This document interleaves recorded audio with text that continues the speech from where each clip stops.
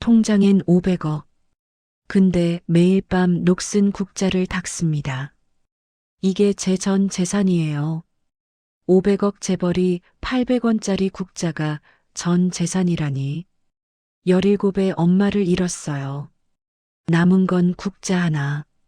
그걸로 길거리에서 국수를 팔았죠. 믿었던 사람한테 빼앗겼어요.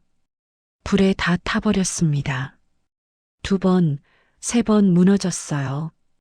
근데 이 여자 다시 일어섰습니다. 대체 무슨 일이 있었던 걸까요? 이 이야기를 끝까지 들어줄 수 있겠습니까? 만약 들어주신다면 구독과 좋아요 한 번만 눌러주세요. 그게 저에겐 큰 위로가 됩니다.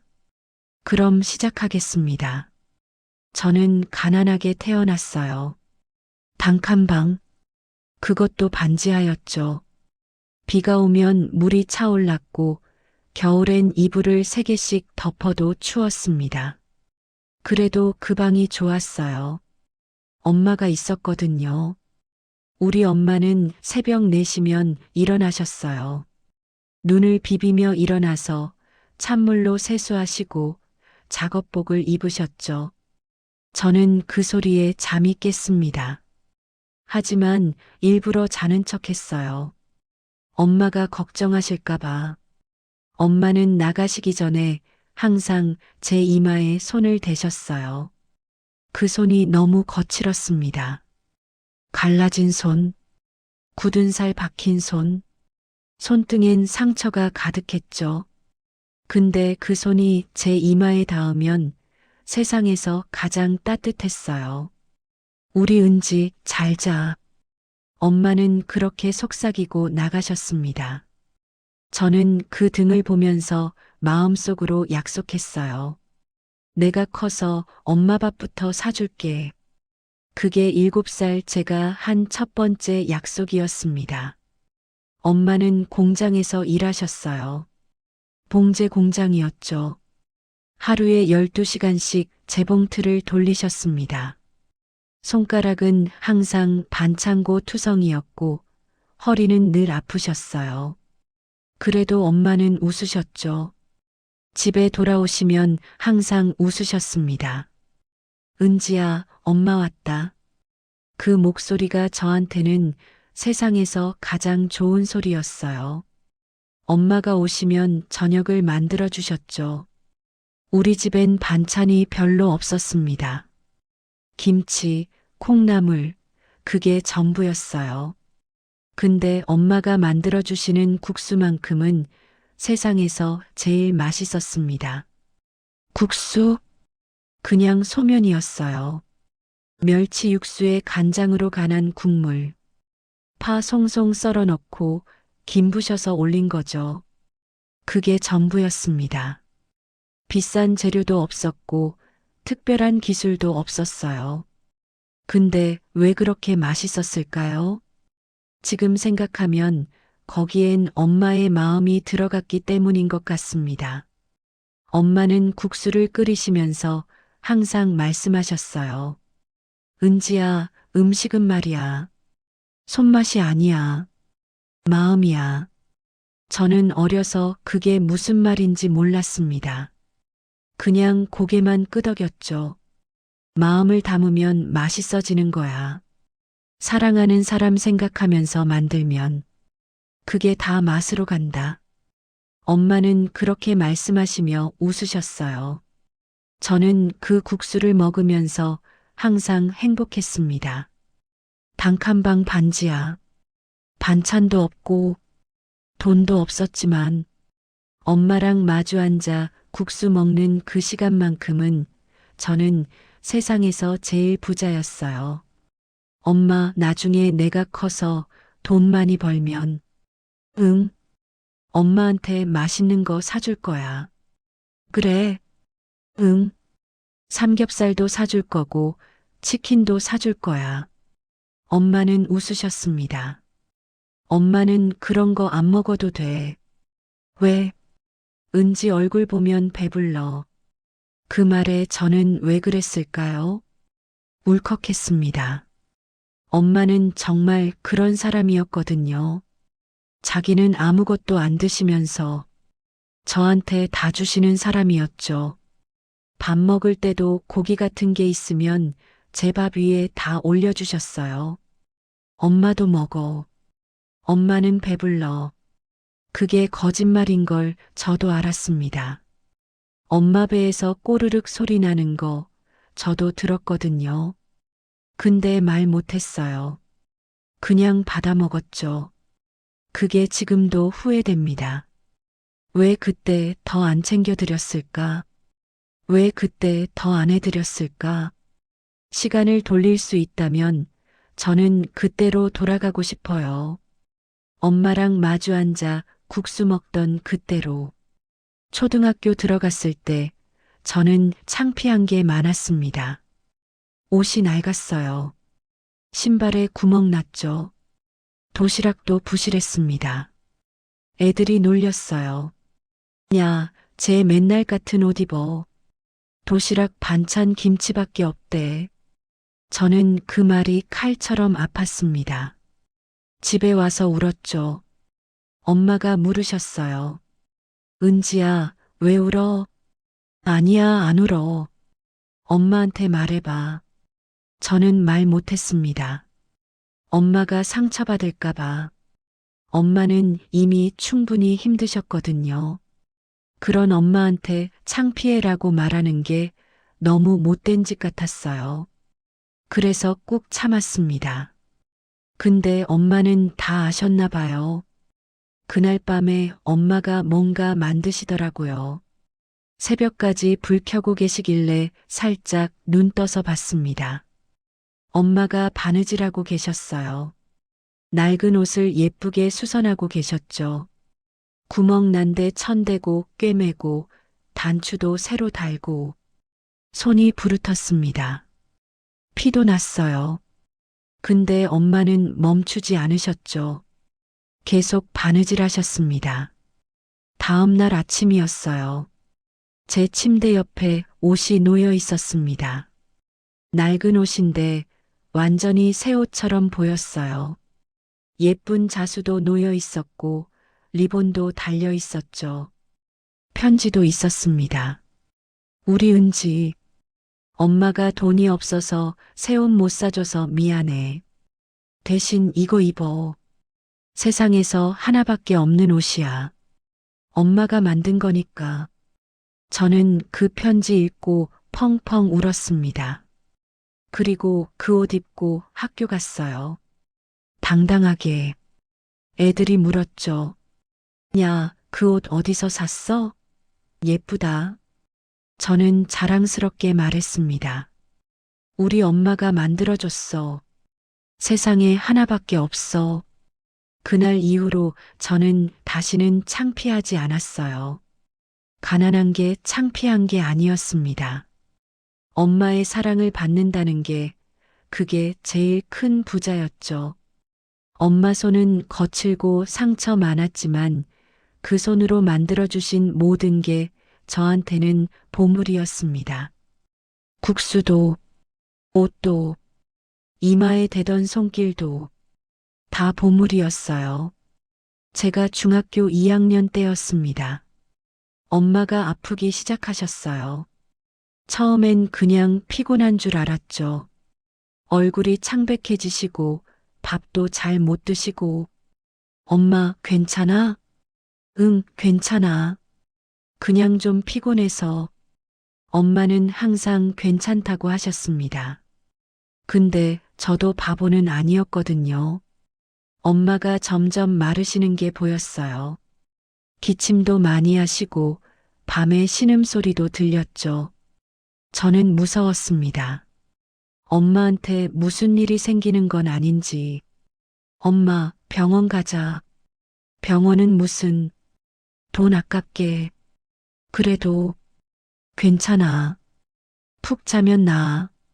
엄마는 병원 가시는 걸 극구 거부하셨어요. 돈 때문이었죠. 우리 집은 정말 가난했거든요. 병원비 낼 돈이 없었습니다. 저는 그때 처음으로 돈이 원망스러웠어요. 왜 우리는 가난한 걸까? 왜 엄마는 아파도 병원 못 가는 걸까? 왜 세상은 이렇게 불공평한 걸까? 밤마다 울었습니다. 엄마 모르게. 그러던 어느 날이었어요. 엄마가 쓰러지셨습니다. 공장에서 일하다가 그냥 푹 쓰러지셨대요. 저는 학교에서 연락받고 뛰어갔습니다. 병원으로. 응급실 문 앞에서 떨고 있었어요. 다리가 후들거렸죠. 엄마가 죽으면 어떡하지? 그 생각밖에 안 났습니다. 의사 선생님이 나오셨어요. 표정이 어두웠습니다. 보호자분이세요? 네. 저, 딸이에요. 영양실조가 심합니다. 그리고요? 무리하게 일을 많이 하신 것 같아요. 몸 상태가 많이 안 좋습니다. 영양실조. 엄마가 굶으셨던 겁니다. 저한테 다 주시느라 본인은 안 드셨던 거예요.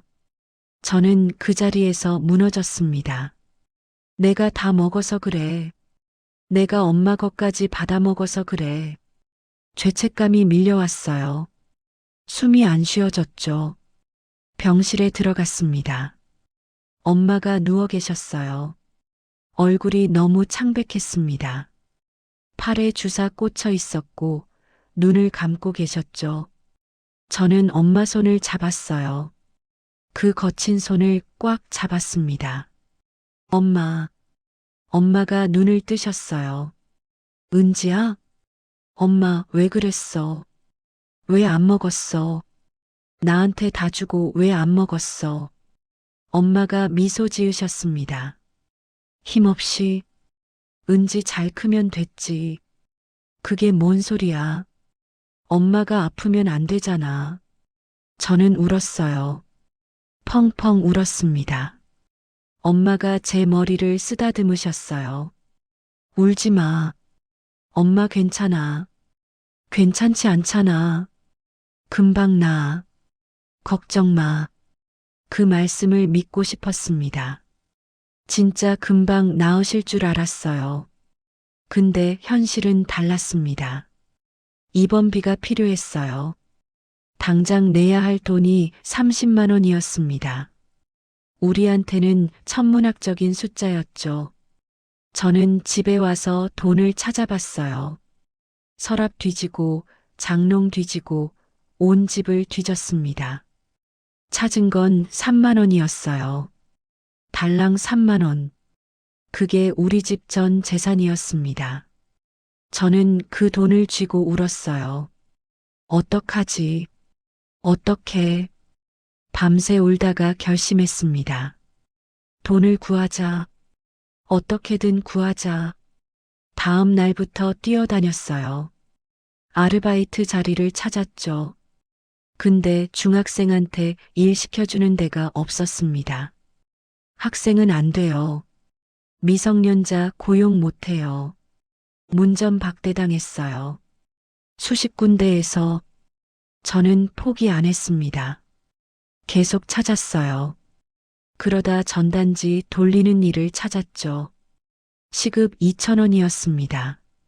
학교 끝나고 4시간씩 돌렸어요. 하루에 8천 원. 그것도 모자랐죠. 새벽에 신문 배달도 했습니다.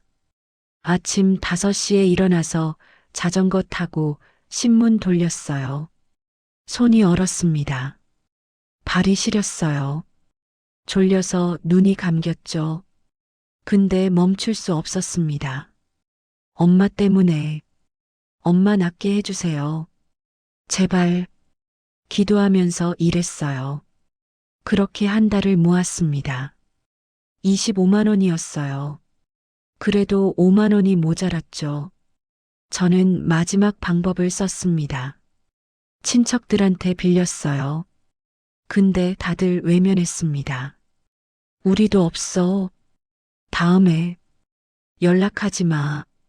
피부치들한테도 거절당했어요. 세상이 너무 차가웠습니다. 저는 병원 복도에서 울었어요. 5만 원이 없어서, 엄마 치료비가 없어서, 그때 누군가 제 앞에 섰습니다. 학생, 왜 울어? 병원 청소하시는 아주머니였어요. 이름은 기억 안 납니다. 근데 얼굴은 기억나요. 주름진 얼굴, 거친 손, 우리 엄마랑 비슷했죠. 저는 사정을 말씀드렸습니다. 울면서 아주머니가 지갑을 꺼내셨어요. 이거 가져. 5만 원이었습니다. 이게 뭐예요? 치료비 보태? 아주머니도 어려우신데. 괜찮아. 나중에 잘 되면 갚아. 저는 그 돈 받고 엉엉 울었습니다. 모르는 사람한테 받은 5만 원. 그게 제 인생에서 가장 따뜻한 돈이었어요. 그날 이후로 저는 결심했습니다. 나도 저런 사람 되자. 나중에 잘 되면 어려운 사람 돕는 사람 되자. 그게 훗날 제가 재단을 만든 이유예요. 치료비를 냈습니다. 30만 원 전부. 근데 30만 원으로는 안 됐어요. 엄마 병이 생각보다 깊었거든요. 오랜 영양실조에 과로에 몸이 너무 망가져 있었대요. 수술이 필요합니다. 의사 선생님이 말씀하셨습니다. 수술비가 얼마예요? 500만 원 정도요. 500만 원. 저한테는 500억이나 마찬가지였어요. 그 돈이 어디 있습니까? 중학생 애가. 저는 또 뛰어다녔습니다. 더 많이 일했어요. 학교도 빠지고 잠도 안 자고 일만 했습니다. 한 달, 두 달, 모은 돈은 100만 원도 안 됐어요. 시간이 없었습니다. 엄마 상태가 자꾸 나빠졌어요. 매일 병원 가서 엄마 손잡고 있었죠. 엄마는 점점 힘이 없어지셨습니다. 은지야. 응, 엄마. 공부해야지. 학교 왜 안 가? 괜찮아. 엄마 나으면 갈 거야. 바보야. 엄마가 웃으셨습니다. 힘없이. 은지야. 응. 엄마가 미안해. 뭐가? 많이 못해줘서. 저는 고개 저었어요. 아니야. 엄마 많이 해줬어. 아니야. 더 해주고 싶었는데. 됐어. 지금도 충분해. 엄마 눈에서 눈물이 흘렀습니다. 저도 울었어요. 은지야. 응. 엄마 말 잘 들어. 무슨 말이야? 갑자기 왜 그래? 사람은 말이야. 엄마가 제 손을 꽉 쥐셨습니다. 돈으로 망하는 게 아니야. 마음을 잃으면 그게 끝이야. 저는 무슨 말씀인지 알 것 같았어요. 근데 인정하고 싶지 않았습니다. 엄마, 그런 말 하지 마. 은지야. 엄마 나을 거야. 금방 나아. 사랑해. 그 말씀이 엄마가 제게 한 마지막 말이었습니다. 그날 밤, 엄마는 눈을 감으셨어요. 영원히. 저는 17살에 혼자가 됐습니다. 세상에 달랑 저 하나. 아무도 없었어요. 장례식? 혼자 치렀습니다. 돈이 없어서 가장 작은 거로.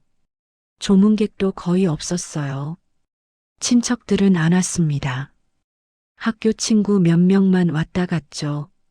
저는 영정사진 앞에서 한참을 울었습니다. 엄마 미안해. 밥 못 사줘서 미안해. 약속 못 지켜서 미안해. 그게 제 가슴에 박힌 못이 됐어요. 평생 빼지 못할 못.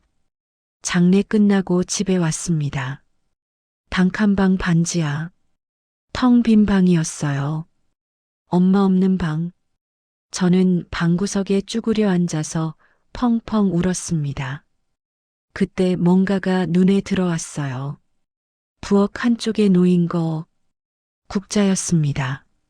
낡은 국자, 엄마가 쓰시던 국자, 국수 끓일 때 쓰시던 국자. 저는 그 국자를 집어들었어요. 손에 쥐는 순간 엄마 온기가 느껴지는 것 같았습니다. 엄마, 저는 그 국자를 껴안고 울었어요. 밤새도록. 그게 엄마가 남긴 유일한 유산이었습니다. 800원짜리 낡은 국자. 그게 제 전부였어요. 장례 치르고 나서 저는 막막했습니다. 학교를 그만둬야 했어요. 돈이 없었거든요.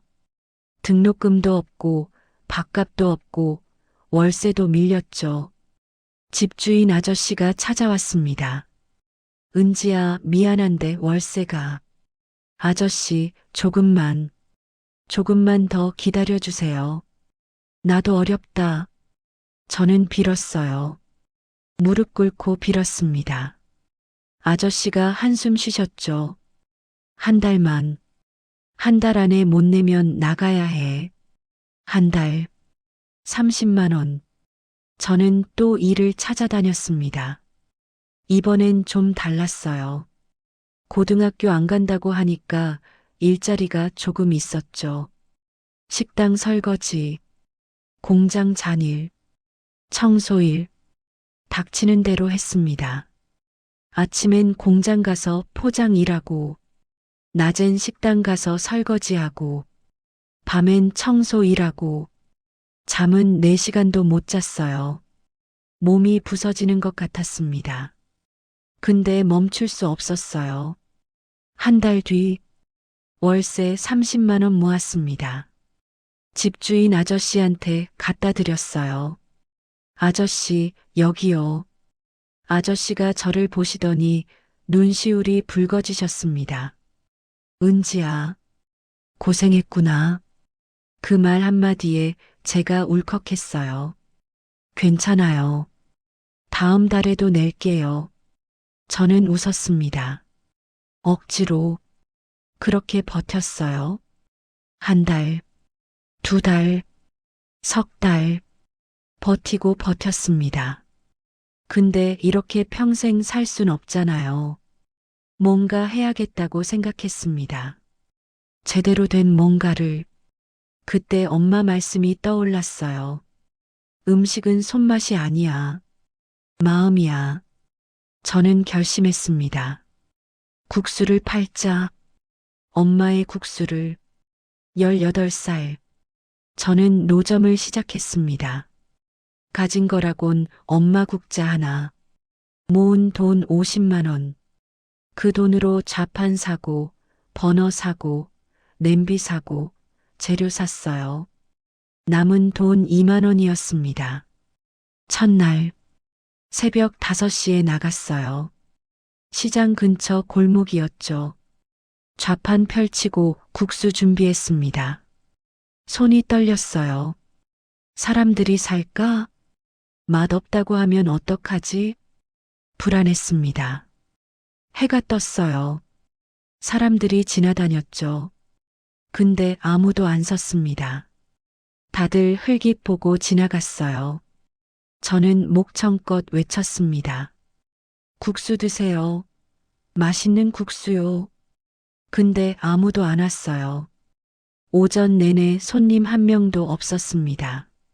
점심때가 됐어요. 여전히 아무도 없었죠. 저는 슬슬 눈물이 나려고 했습니다. 안 되는 건가? 내가 너무 생각 없이 시작한 건가? 그때 한 할머니가 멈춰 서셨어요. 아가, 뭐 파는 거야? 국수요, 할머니. 국수? 얼마야? 3천 원이요. 할머니가 한참 저를 보셨습니다. 그리고 말씀하셨어요. 한 그릇 줘봐. 첫 손님이었습니다. 저는 떨리는 손으로 국수를 끓였어요.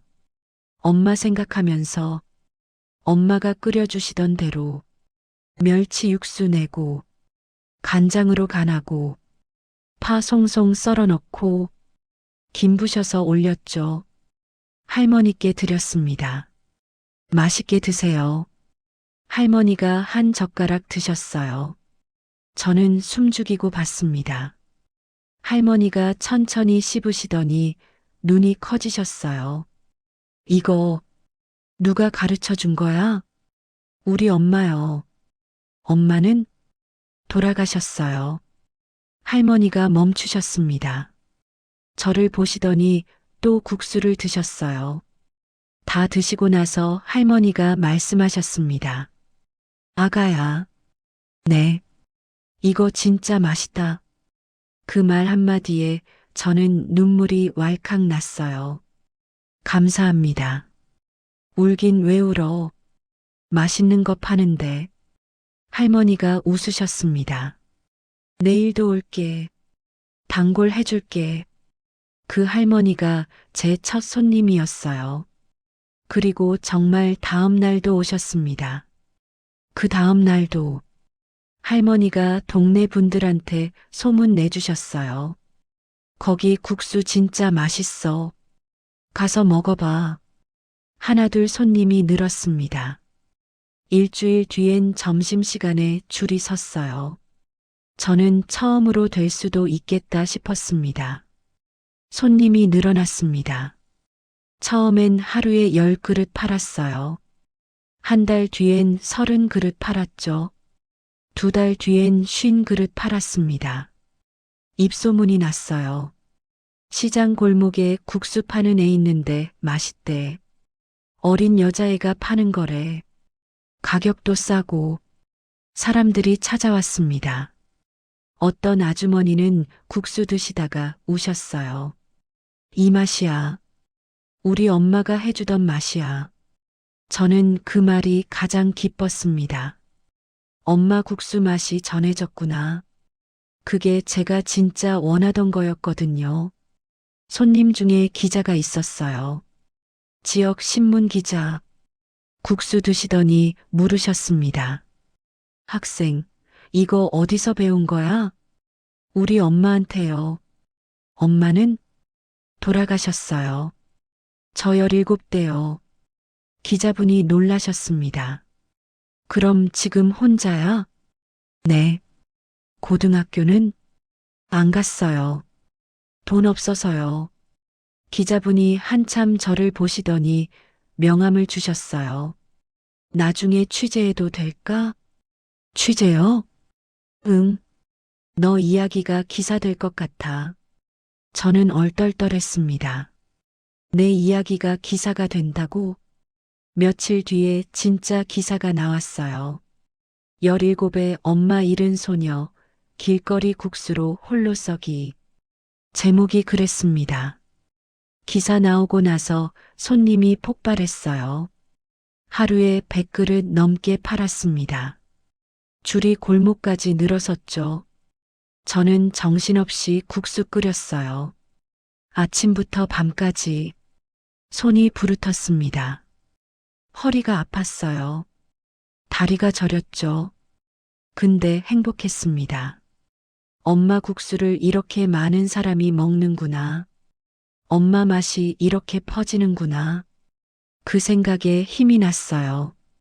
그러던 어느 날, 낯선 사람이 찾아왔습니다. 양복 입은 남자였어요. 나이는 40대 초반쯤. 국수 한 그릇 드시더니 말씀하셨습니다. 학생, 나랑 얘기 좀 할까? 네. 나 사업하는 사람이야. 이름은 한재원. 한재원 씨. 그때는 몰랐어요. 나중에 저를 배신할 사람인 줄. 그 사람이 말했습니다. 이 국수 맛있더라. 사업으로 키워볼 생각 없어? 사업이요? 응. 가게 내고 브랜드 만들고 크게 해보자는 거야. 저는 멍했습니다. 노점하는 애한테 그런 제안을? 저 돈이 없는데요. 돈은 내가 댈게. 넌 레시피만 줘. 레시피요? 응. 내가 맛 담당, 나는 사업 담당. 반반으로 하자. 솔깃했습니다. 솔직히 노점은 한계가 있었거든요. 비 오면 못 팔고 겨울엔 손님 없고 몸도 너무 힘들었죠. 근데 불안하기도 했어요. 저 생각 좀 해볼게요. 그래, 연락 줘. 그 사람은 명함 주고 갔습니다. 저는 고민했어요. 며칠 동안 믿어도 될까? 사기 아닐까? 모르는 사람인데. 근데 기회인 것 같기도 했습니다. 이대로 평생 노점만 할 순 없잖아. 한번 해볼까? 저는 결국 전화했어요. 저 은지예요. 같이 해볼게요. 그게 제 인생 최대의 선택이었습니다. 그리고 최대의 실수이기도 했죠. 한재원 씨와 사업을 시작했습니다. 처음엔 작은 가게였어요. 시장 근처 5평짜리 테이블 4개밖에 못 놓는 가게죠. 저는 주방에서 국수 끓이고 한재원 씨는 손님 응대하고 그렇게 시작했습니다. 가게 이름은 엄마의 국수로 정했어요. 제가 지은 이름입니다. 엄마 기억하고 싶어서. 한재원 씨가 물었죠. 왜 엄마의 국수야? 이 국수가 우리 엄마가 해주시던 거거든요. 그래, 엄마 맛을 사람들한테 전하고 싶어서요. 한재원 씨가 웃었습니다. 좋은 이름이네. 마케팅에도 좋고. 저는 그때 그 말이 좀 불편했어요. 마케팅이라는 말이 저한테는 진심이었거든요. 엄마 기억, 엄마 맛. 근데 그 사람한테는 그냥 마케팅이었나 봅니다. 어쨌든 가게는 잘 됐어요. 노점 때 단골들이 찾아왔고 기사 보고 오는 사람도 있었죠. 한 달 만에 줄 서는 가게가 됐습니다. 저는 하루에 200그릇 넘게 끓였어요. 손이 부르트고 팔이 안 올라갔습니다. 근데 힘든 줄 몰랐어요. 사람들이 맛있다고 해주니까 여기 국수 진짜 맛있어요. 엄마 생각나는 맛이에요. 자주 올게요. 그런 말 들을 때마다 엄마가 살아계신 것 같았습니다. 엄마 맛이 전해지는 거잖아요. 그게 제일 행복했어요. 가게가 유명해지면서 방송에서 연락이 왔습니다. 지역 방송이었어요. 맛집 소개하는 프로그램이죠. 엄마의 국수 취재해도 될까요? 저는 긴장됐습니다. 방송이라니. 근데 한재원 씨가 말했어요. 이런 기회 없어. 홍보되면 손님 더 늘어. 저는 고개 끄덕였습니다. 방송 촬영 날 카메라가 들어왔어요. PD가 물었습니다. 사장님, 이 국수 비법이 뭐예요? 저는 대답했어요. 비법이요. 없어요. 없다고요? 그냥 마음이에요. 엄마가 그러셨거든요. 음식은 손맛이 아니라 마음이래요. PD가 고개 끄덕였습니다. 엄마분은 어디 계세요? 돌아가셨어요. 제가 17대요. 아, 분위기가 숙연해졌습니다. 저는 말을 이었어요. 엄마가 저한테 국수 끓여주시면서 항상 말씀하셨어요. 사랑하는 사람 생각하면서 만들면 맛있어진다고요. 그래서 저는 손님들 생각하면서 끓여요. 이분이 오늘 하루 힘들었을 텐데 이 국수 먹고 힘내셨으면 좋겠다. 그런 마음으로요. PD가 눈시울이 붉어지셨습니다. 정말 따뜻한 분이시네요. 그 방송이 나간 뒤로 손님이 3배로 늘었어요. 가게가 터졌습니다. 자리가 없어서 밖에서 기다리는 사람이 생겼죠. 한재원 씨가 말했어요. 확장하자. 더 큰 가게로. 저는 고개 끄덕였습니다. 그때까지만 해도 저는 한재원 씨를 믿었어요. 가게가 커졌습니다. 5평짜리에서 30평으로 테이블도 12개로 늘었어요. 직원도 뽑았죠. 주방 보조 2명, 홀서빙 3명. 저는 여전히 직접 끓였습니다. 국수 맛은 제가 책임져야 했으니까요. 한재원 씨가 말했어요. 은지야, 너 계속 끓일 거야? 직원한테 맡겨. 아니요. 제가 끓일래요. 왜? 엄마 맛이잖아요. 제가 해야 그 맛이 나요. 한재원 씨가 한숨 쉬었습니다. 사업이 커지면 내가 다 할 수 없어. 그래도요. 저는 고집 부렸어요. 그때는 그게 맞다고 생각했습니다. 어쨌든 가게는 잘 됐어요. 한 달 매출이 2천만 원 넘었습니다. 순이익도 500만 원씩 나왔죠. 저는 처음으로 돈을 모았어요. 통장에 숫자가 쌓이는 게 신기했습니다. 이 돈으로 뭐 하지? 제일 먼저 한 건 그 병원 청소 아주머니 찾은 겁니다. 5만 원 빌려주신 분이요. 병원에 가서 물어봤어요. 몇 년 전에 여기서 청소하시던 분 계세요? 50대 아주머니요. 아, 김순자 씨 말씀이세요? 아마도요. 그분 지금 안 계세요. 퇴직하셨어요. 연락처 아세요? 글쎄요. 잠깐만요. 한참 기다렸습니다. 연락처 받았어요. 전화했죠. 여보세요. 혹시 김순자 아주머니세요? 네, 누구세요? 저 기억하세요? 몇 년 전에 병원에서 5만 원 빌려주셨잖아요. 5만 원? 아, 혹시 그 학생? 네, 저 은지예요. 아주머니가 놀라셨습니다. 아이고, 은지야? 잘 지냈어? 네. 아주머니, 그때 감사했어요. 그 돈 덕분에 엄마 치료비 냈어요. 그래, 다행이다. 저 지금 국수 가게 해요. 한번 오세요. 밥 대접할게요.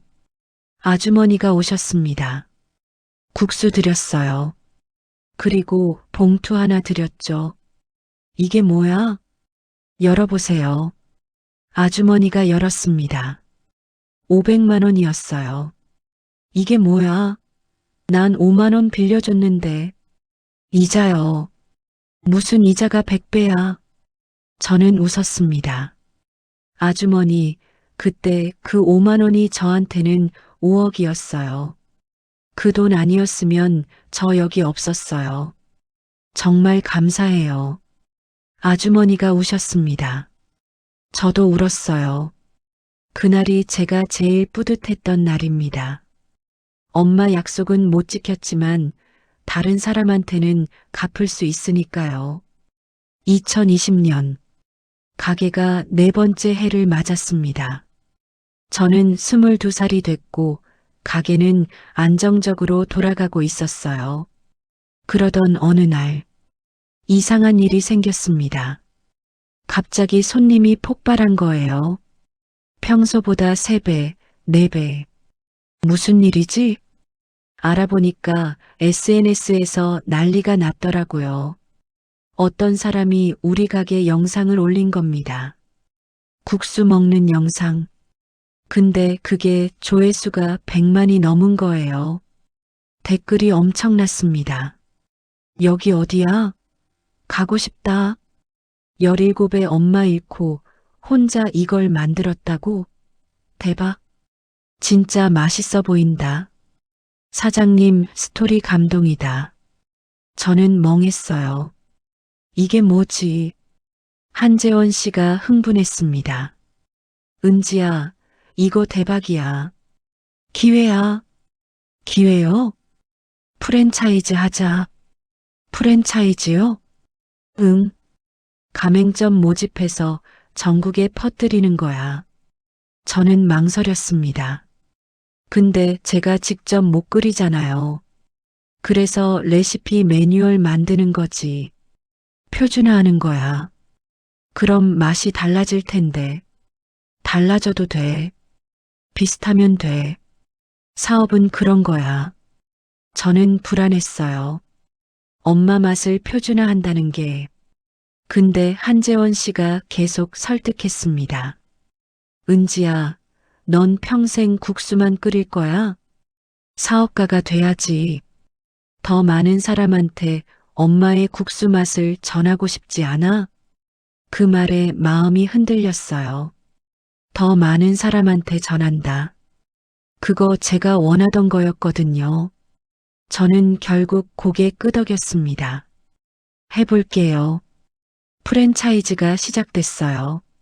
첫 해에 가맹점 10개가 생겼습니다. 다음 해엔 30개, 그 다음 해엔 100개. 엄마의 국수가 전국에 퍼졌어요. 매출이 연 50억을 넘겼습니다. 저는 25살에 억대 자산가가 됐어요. 근데 마음 한쪽이 불편했습니다. 가맹점 국수를 먹어봤거든요. 맛이 달랐어요. 비슷하긴 한데 뭔가 빠진 느낌이었습니다. 마음이 없었어요. 엄마가 말씀하신 그 마음. 저는 한재원 씨한테 말했습니다. 가맹점 교육 다시 해야 할 것 같아요.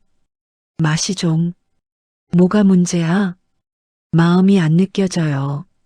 한재원 씨가 웃었습니다. 은지야, 마음이 뭐야? 사업에 마음이 어딨어? 돈이지. 그 말이 칼처럼 꽂혔어요. 이 사람은 다르구나. 나랑 생각이 다르구나. 처음으로 느꼈습니다. 한재원 씨와 저는 같은 곳을 보고 있지 않다는 걸. 한재원 씨와 사이가 틀어지기 시작했습니다. 저는 품질에 신경 쓰고 싶었어요. 맛을 지키고 싶었죠. 근데 한재원 씨는 확장만 원했습니다. 더 많은 가맹점, 더 많은 돈, 가맹비 올리자, 재료비 줄이자, 인건비 깎자. 매번 그런 얘기만 했어요. 저는 반대했습니다. 가맹비 올리면 점주들 힘들어요. 재료비 줄이면 맛 떨어져요. 인건비 깎으면 직원들 고생해요. 한재원 씨가 짜증냈습니다. 은지야, 넌 사업을 몰라. 감정적으로 하면 안 돼. 감정이 아니에요. 원칙이에요. 원칙? 원칙 지키다 망하면 뭐해? 우리는 자주 싸웠습니다. 그러던 어느 날, 한재원 씨가 이상한 말을 했어요. 은지야, 우리 지분 정리하자. 지분이요? 응. 지금 5대5잖아. 내가 6, 너 4로 바꾸자. 왜요? 사업 결정을 내가 해야 빨라. 내가 자꾸 브레이크 걸잖아. 저는 거부했습니다. 싫어요. 반반이니까 공정한 거예요. 공정? 나 없었으면 넌 아직도 노점이야. 투자한 거 나야. 저도 했어요. 레시피 주고 맛 만들고 브랜드 이름도 제가. 그래서 그게 돈이야? 그 말이 너무 아팠습니다. 레시피가 돈이 아니라고? 엄마 맛이 돈이 아니라고? 저는 참았어요. 그때는 지분 변경은 안 해요. 이 얘기 그만해요. 한재원 씨가 인상 썼습니다. 두고 봐. 그 말이 불길했어요. 근데 그때는 그냥 흘려들었습니다. 설마 했거든요. 설마 그 사람이 그렇게까지 할 줄은. 2023년. 저는 26살이었습니다. 그날은 평범한 날이었어요. 회사 출근해서 일하고 있었죠. 한재원 씨가 들어왔습니다. 서류 뭉치를 들고, 은지야 사인해. 뭐예요 이게? 신규 계약서야.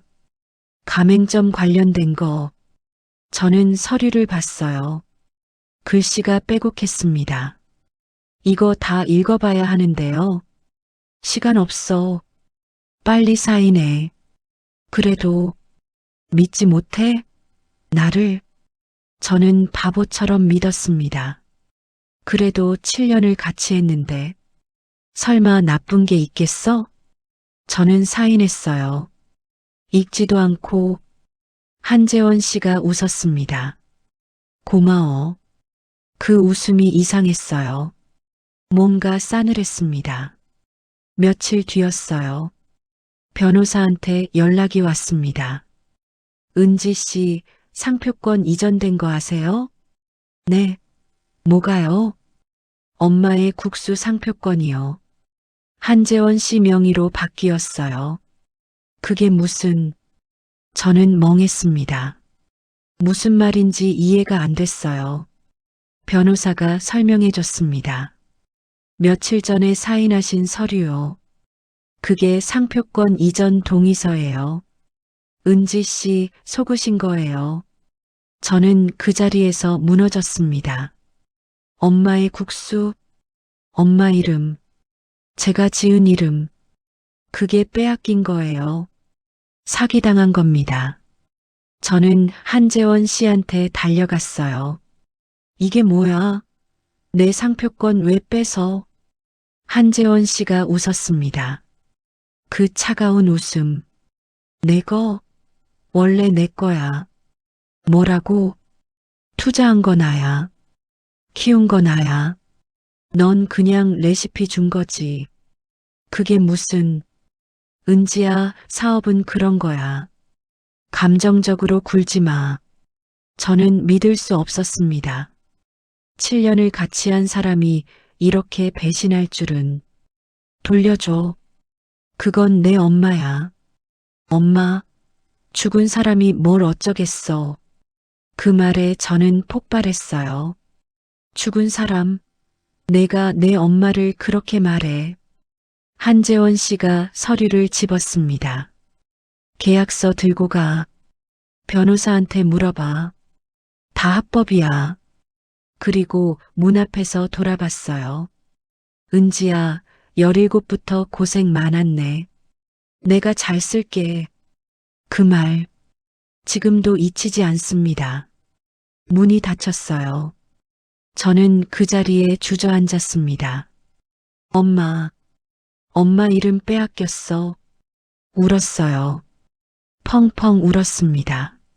세상이 무너지는 것 같았어요. 상표권 빼앗긴 뒤로 모든 게 무너졌습니다. 한재원 씨가 저를 회사에서 쫓아냈어요. 넌 이제 여기 직원 아니야. 나가. 여기 내가 만든 회사잖아. 아니야. 내 회사야. 서류상으로, 법적으로 따져봤습니다. 변호사가 말했어요. 은지 씨 어렵습니다. 서류상으론 한재원 씨가 맞아요. 그럼 나는요? 그냥 직원이었던 거죠. 저는 멍했습니다. 7년 동안 만든 거 다 빼앗긴 거예요. 통장에 돈은 있었습니다. 2억 정도. 근데 그게 뭔 소용이에요. 엄마의 국수가 없는데. 저는 집에 틀어박혔습니다. 며칠 동안 밥도 안 먹고 누워만 있었어요. 왜 이렇게 됐을까? 내가 뭘 잘못한 걸까? 자책했습니다. 끝없이. 그러다 엄마 국자를 봤어요. 방 한쪽에 놓인 낡은 국자. 그 국자를 들었습니다. 손에 쥐는 순간 엄마 목소리가 들리는 것 같았어요. 사람은 돈으로 망하는 게 아니야. 마음을 잃으면 그게 끝이야. 저는 울었습니다. 엄마, 나 마음 잃은 걸까? 나 끝난 걸까? 울다가 다시 생각했어요. 아니야. 마음 안 잃었어. 엄마 국수 맛은 내 안에 있어. 레시피는 빼앗겼어도 맛은 여기 있어. 저는 일어났습니다. 다시 시작하자. 혼잣말했어요. 엄마의 국수 이름은 빼앗겼지만 엄마 맛은 못 빼앗아. 다시 시작하면 돼. 저는 결심했습니다. 새로운 브랜드를 만들기로 이름은 은진의 국수로 정했어요. 제 이름을 건 겁니다. 이번엔 아무도 빼앗지 못하게. 2024년 저는 27살이었습니다. 다시 시작했어요. 작은 가게부터. 이번엔 혼자였습니다. 동업 안 했어요. 믿을 사람 없으니까. 가게는 10평짜리였어요.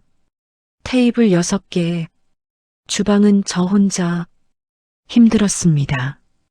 예전보다 더 손님이 많지 않았어요. 엄마의 국수가 너무 유명했거든요. 사람들은 엄마의 국수 찾았습니다.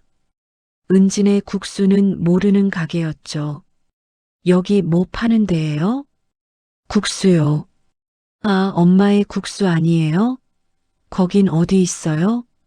그런 말 들을 때마다 가슴이 아팠습니다. 내가 만든 건데, 내 엄마 맛인데. 근데 참았어요.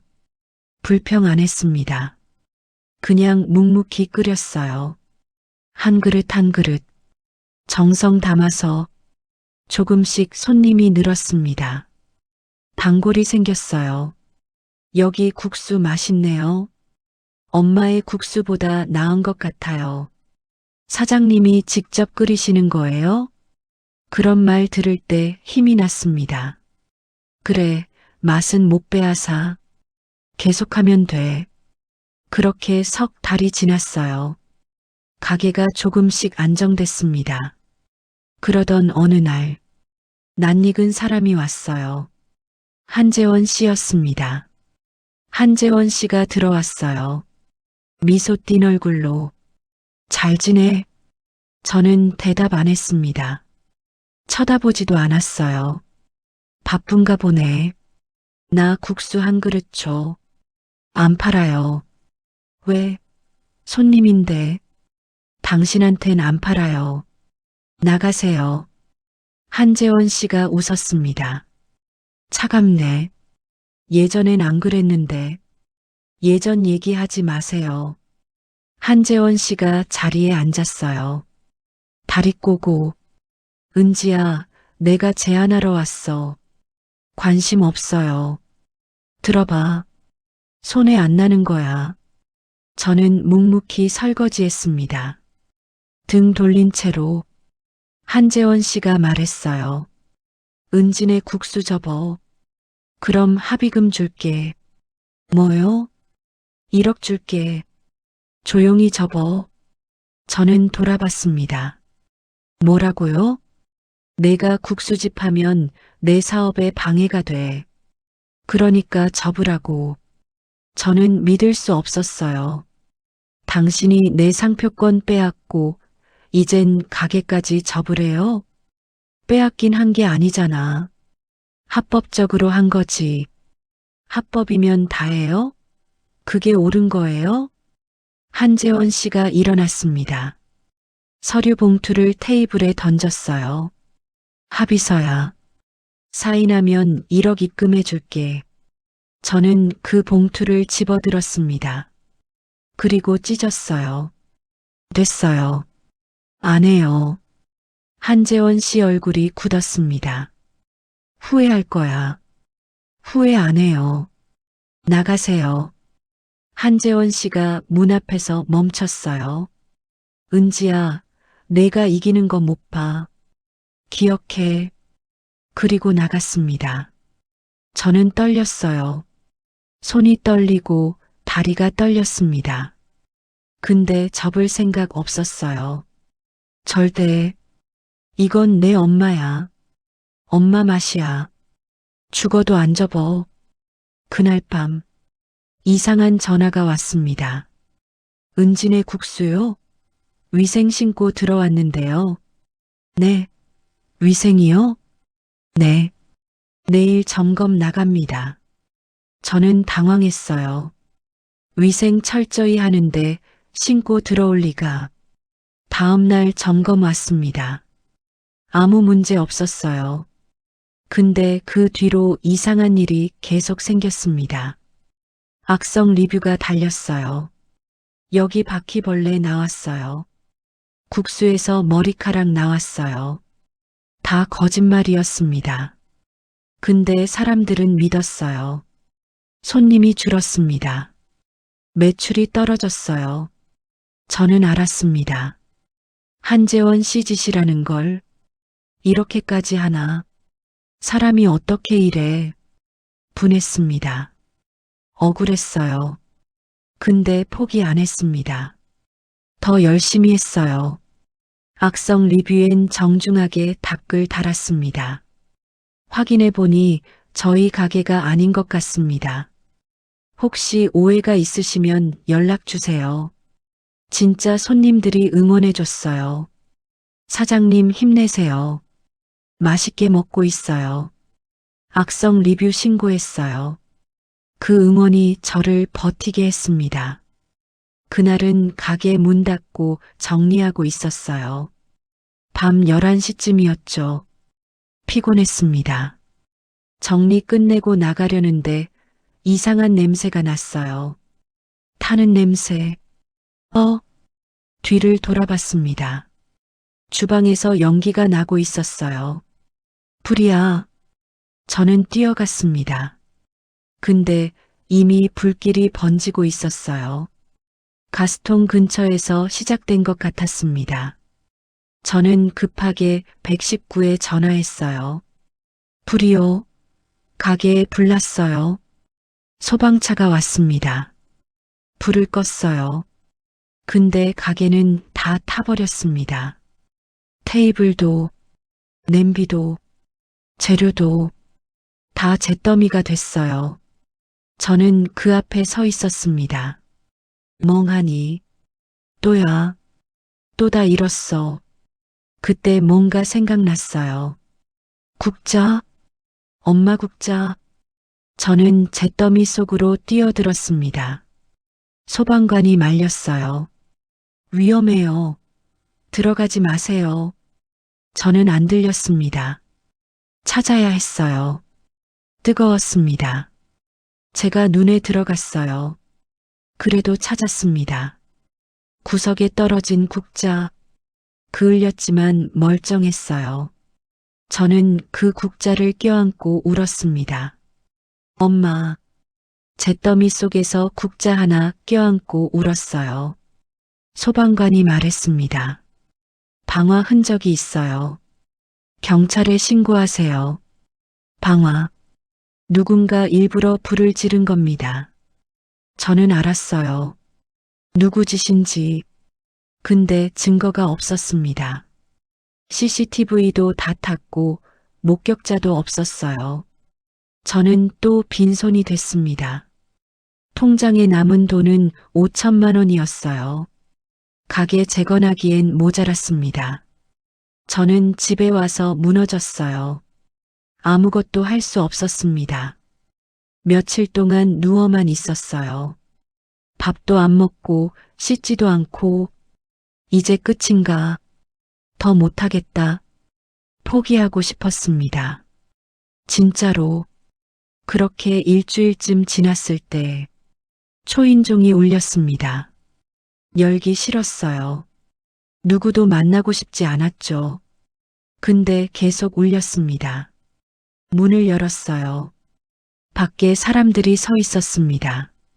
10명쯤 됐어요. 사장님, 은진의 국수 단골들이었습니다.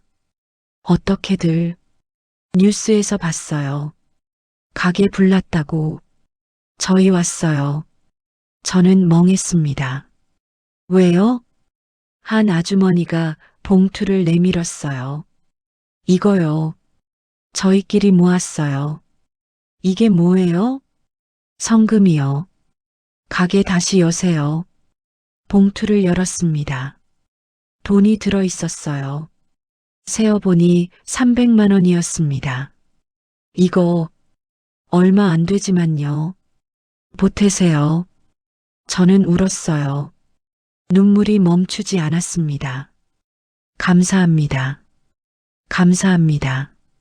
그게 끝이 아니었어요. 다음 날엔 SNS에서 연락이 왔습니다. 사장님, 후원 계좌 알려주세요. 저도 돕고 싶어요. 은진의 국수 다시 열어주세요. 후원금이 모이기 시작했어요. 일주일 만에 5천만 원이 모였습니다. 저는 믿을 수 없었어요. 사람들이 나를 이렇게 기억해 주다니, 내 국수를 이렇게 좋아해 주다니, 가슴이 뜨거워졌습니다. 그때 깨달았어요. 혼자가 아니구나. 나를 응원하는 사람들이 있구나. 엄마 말씀이 떠올랐습니다. 마음을 잃으면 끝이야. 저는 마음을 잃지 않았어요. 사람들도 마음을 잃지 않았습니다. 그 마음들이 모여서 저를 다시 일으켜 세운 거예요. 저는 결심했습니다. 다시 하자. 이분들을 위해서라도 후원금으로 가게를 다시 열었습니다. 이전보다 작았어요. 8평짜리, 테이블 4개. 근데 괜찮았습니다. 작아도 괜찮았어요. 다시 시작할 수 있으니까. 개업날, 사람들이 줄을 섰습니다. 후원해 주신 분들이 오셨어요. 단골들이 오셨죠. SNS에서 응원해 주신 분들이 오셨습니다. 저는 국수를 끓였어요. 한 그릇 한 그릇. 눈물 흘리면서 감사합니다. 정말 감사합니다. 인사를 수백 번 했습니다. 손님 한 분이 말씀하셨어요. 사장님, 국수 먹으러 온 거예요. 울지 마세요. 저는 웃었습니다. 울면서 웃었어요. 그날 이후로 가게는 다시 안정됐습니다. 손님이 늘었어요. 매출이 올랐죠. 근데 저는 예전과 달라졌습니다. 돈보다 사람이 먼저라는 걸 알았어요. 혼자보다 함께가 강하다는 걸 알았습니다. 저는 결심했어요. 이 받은 마음을 나눠야겠다고. 매달 수익의 일부를 어려운 이웃에게 기부하기 시작했습니다. 독거노인 도시락 지원, 결식아동 급식 지원, 은진의 국수에서 드리는 따뜻한 한 끼입니다. 그렇게 전했어요. 사람들이 더 응원해줬습니다. 이런 가게 처음 봐요. 맛도 좋고 마음도 좋고 여기 단골 할게요. 가게가 더 유명해졌어요. 방송에서 또 연락이 왔습니다. 이번엔 전국 방송이었어요. 사장님 이야기 취재해도 될까요? 저는 고개 끄덕였습니다. 방송이 나갔어요. 제목이 이랬습니다.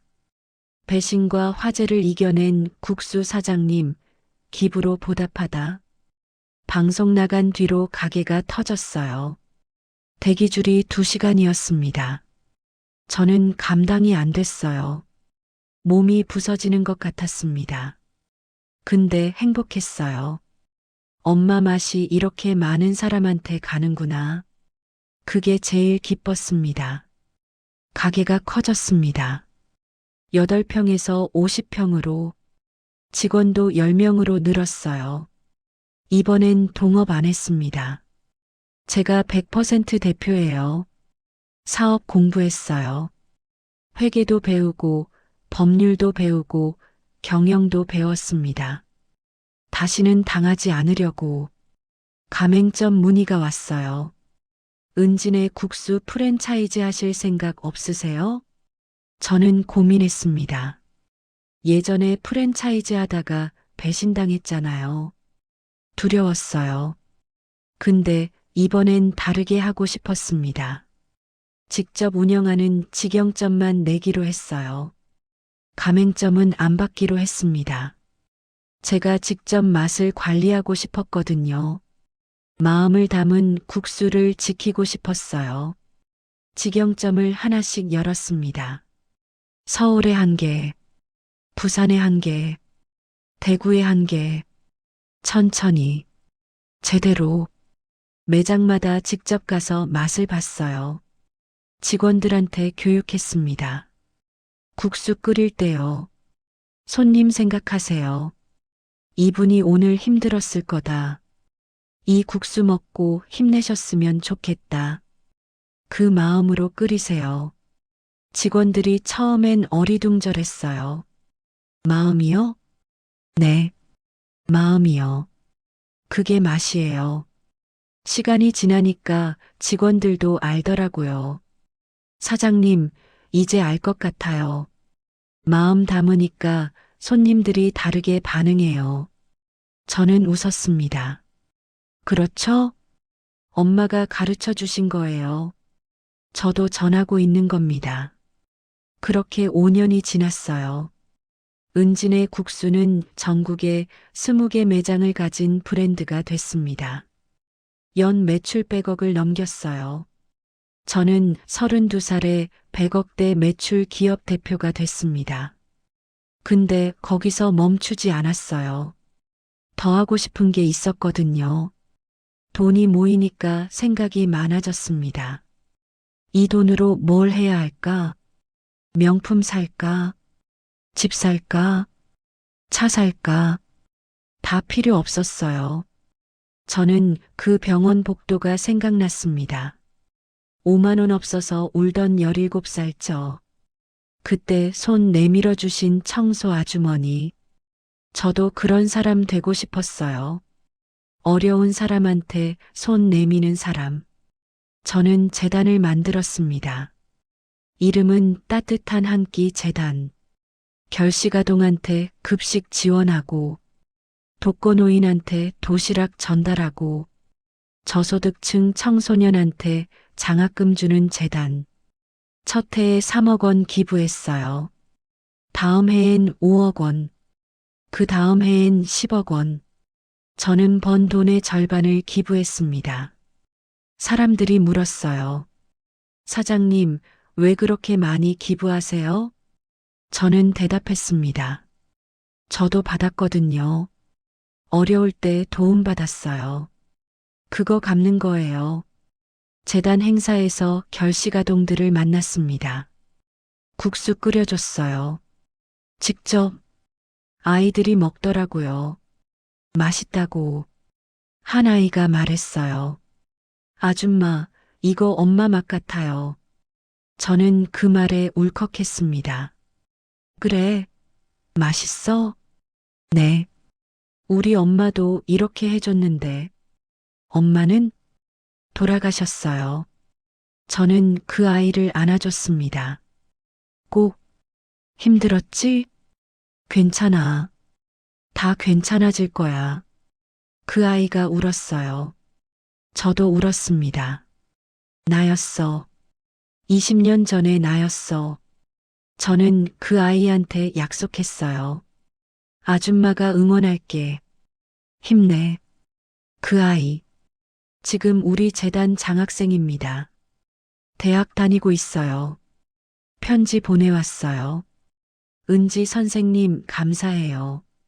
저도 나중에 선생님처럼 되고 싶어요. 그 편지 읽으면서 한참 울었습니다. 이게 내가 하고 싶던 거구나. 엄마가 원하셨던 거구나. 그 즈음 한재원 씨 소식을 들었습니다. 엄마의 국수가 망해가고 있대요. 맛이 떨어졌대요. 손님이 줄었대요. 가맹점들이 폐업하고 있대요. 저는 복잡했습니다. 시원하기도 하고, 씁쓸하기도 하고, 근데 그 사람 걱정은 안 됐어요. 당연하죠. 어느 날, 한재원 씨한테 연락이 왔습니다. 은지야, 나 좀 보자. 안 만나려고 했어요. 근데 궁금하기도 했습니다. 만났어요. 카페에서 한재원 씨가 많이 늙어 있었습니다. 얼굴이 초췌했어요. 은지야, 할 말이 뭐예요? 한재원 씨가 고개 숙였습니다. 미안해. 그때 내가 잘못했어. 욕심에 눈이 멀었어. 저는 아무 말 안 했습니다. 도와줘. 엄마의 국수 살려줘. 뭐라고요? 나 혼자 못해. 내가 없으니까 안 돼. 도와줘. 저는 웃음이 나왔어요. 기가 막혀서 당신이 빼앗아 가놓고 이젠 도와달라고요? 잘못했어. 진짜로 늦었어요. 은지야. 저는 일어났습니다. 엄마의 국수는 당신 거예요. 알아서 하세요. 제발. 저는 제 길 갈게요. 저는 나왔어요. 뒤도 안 돌아봤습니다. 근데 나오면서 생각했어요. 저 사람도 불쌍하긴 하다. 욕심 때문에 다 잃었으니까. 엄마 말씀이 떠올랐습니다. 마음을 잃으면 끝이야. 한재원 씨는 마음을 잃은 사람이었어요. 그래서 다 잃은 겁니다. 저는 마음을 잃지 않았어요. 그래서 다시 얻은 거죠. 그 차이였습니다. 2030년. 저는 41살이 됐습니다. 은진의 국수는 전국에 50개 매장을 가진 기업이 됐어요. 연 매출 500억. 저는 500억 자산가가 됐습니다. 근데 저는 여전히 그래요. 매일 밤 엄마 국자를 닦습니다. 낡은 국자, 그을린 국자, 그거 닦으면서 엄마 생각해요. 엄마, 나 잘하고 있지? 엄마가 가르쳐 준 대로 하고 있어. 가끔 인터뷰에서 물어요. 사장님, 500억 자산가의 보물이 뭐예요? 저는 항상 국자를 보여줍니다. 이거요. 국자요? 네. 800원짜리 국자요. 우리 엄마가 쓰시던 거예요. 500억보다 비싸요? 비교가 안 되죠. 이건 값을 매길 수 없어요. 사람들이 신기해해요. 500억 있는데 왜 국자를 그렇게 아끼세요? 저는 대답합니다. 이게 제 시작이니까요. 이거 없었으면 저도 없어요. 그 국자, 엄마의 마지막 선물. 저를 여기까지 데려온 겁니다. 힘들 때마다 그 국자 봤어요. 포기하고 싶을 때마다 그 국자 잡았습니다. 그러면 엄마 목소리가 들렸어요. 은지야, 힘내. 마음 잃지 마. 엄마가 응원해. 그 목소리가 저를 일으켜 세웠습니다. 매번, 어느 날, 저는 옛날 동네에 갔습니다. 단칸방 반지하. 엄마랑 살던 곳. 아직 있었어요. 낡아 있었지만 그 자리에 있었습니다. 저는 그 앞에 섰어요. 한참을 눈물이 났습니다. 여기서 엄마랑 국수 먹었어요. 여기서 엄마 등 보며 약속했습니다. 내가 커서 엄마 밥부터 사줄게. 그 약속 못 지켰어요. 엄마한테 밥 한 번 못 사줬습니다. 국수 한 그릇 못 해드렸어요. 그게 평생 가슴에 박힌 못입니다. 저는 그 집 앞에서 울었어요. 엄마 미안해. 약속 못 지켜서 미안해. 밥 못 사줘서 미안해. 울다가 생각했습니다. 엄마한텐 못했지만 다른 사람한텐 하고 있어. 결식아동한테 밥 주고 있어요. 독거노인한테 국수 드리고 있습니다. 어려운 사람한테 한 끼 전하고 있어요. 그게 엄마 대신 갚는 거예요. 저는 하늘을 봤습니다. 엄마, 나 약속 지켰어. 엄마한텐 못했지만 다른 사람한텐 하고 있어. 이젠 내가 누군가의 밥을 책임지는 사람이야. 바람이 불었어요. 따뜻한 바람. 엄마가 대답하는 것 같았습니다. 그래, 우리 은지. 잘했어. 저는 웃었어요. 눈물 흘리면서. 지금 저는 43살입니다. 은진의 국수 본사 대표예요. 따뜻한 한 끼 재단 이사장이죠. 통장엔 500억이 있습니다. 근데 저는 여전히 매일 밤 국자를 닦아요. 낡은 국자, 그을린 국자, 엄마가 남겨주신 국자. 이게 제 전 재산이에요. 사람들이 웃습니다. 500억 있는 사람이 800원짜리 국자가 전 재산이라니. 근데 진짜예요. 이 국자 없었으면 저는 여기 없습니다. 이 국자가 저를 일으켜 세웠어요. 이 국자가 엄마를 기억하게 했습니다. 이 국자가 마음을 지키게 했어요. 그래서 전 재산입니다. 가끔 단칸방 시절이 그리워요. 가난했지만 엄마가 있었으니까 행복했습니다. 지금은 돈은 많지만 엄마가 없어요. 그래서 가끔 외롭습니다. 근데 혼자는 아니에요. 저를 응원해주는 사람들이 있어요.